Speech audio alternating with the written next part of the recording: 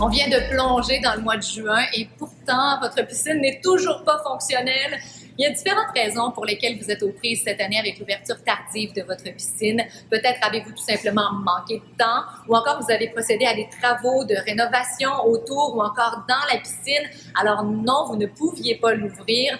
On va vous aider maintenant parce que là, on compte les jours avant les vacances et on voudrait que tout se fasse comme par magie. Sauf que j'ai fortement l'impression que votre piscine en ce moment a une odeur désagréable et la couleur peu intéressante ressemble à noir, vert ou encore brun. Votre eau est pleine d'algues en ce moment. Alors, procéder à l'ouverture avec une trousse normale serait perdre votre temps et votre argent. On a besoin de quelque chose de plus performant. Votre piscine est la candidate idéale pour la trousse Gold, d'autant plus qu'on garantit les résultats. Alors, c'est une bonne idée de prendre des photos avant et aussi après le traitement.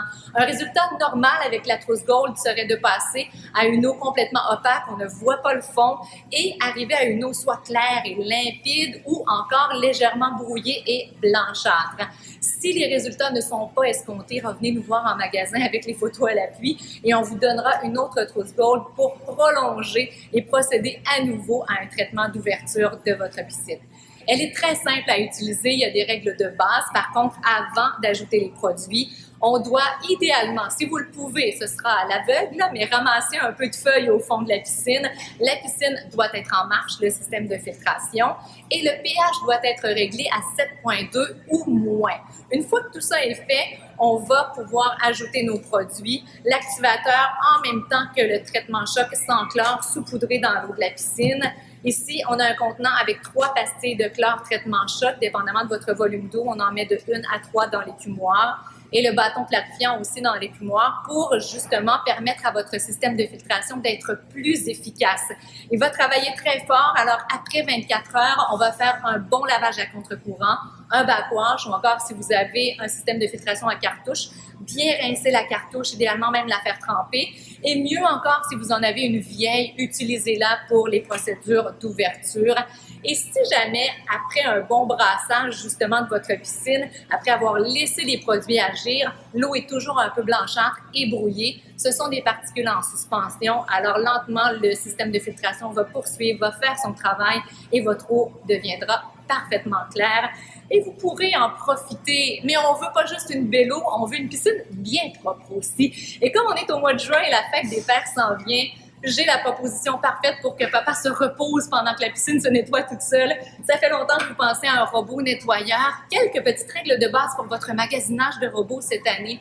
Si vous avez une piscine creusée, je vous suggère vraiment le robot électrique puisqu'il doit avoir une bonne force pour procéder au nettoyage de votre piscine. On va faire en sorte de bien surveiller s'il y a une brosse aussi pour bien nettoyer la toile ou encore le fond de béton si c'est le cas dans votre piscine. Et à l'intérieur, est-ce qu'on fonctionne avec un filtre ou encore avec un sac? Un sac, c'est peu intéressant à manipuler. Les feuilles s'y retrouvent, on va les jeter, on va donc s'en procurer souvent. Ça augmente les coûts. Avec un filtre, on le rince, on le nettoie, on le remet en place. On le change au bout de 2-3 ans au besoin. Alors, à long terme, c'est vraiment plus économique.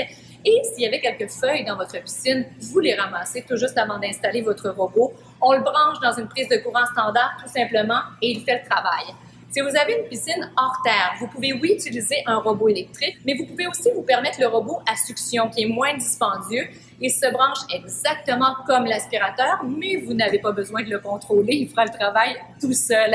On peut se le permettre dans une piscine hors terre étant donné la simplicité de la forme, ronde, ovale et aussi le fond qui est plat. Un robot à succion dans une piscine creusée n'arriverait pas à monter la pente et à faire adéquatement le travail.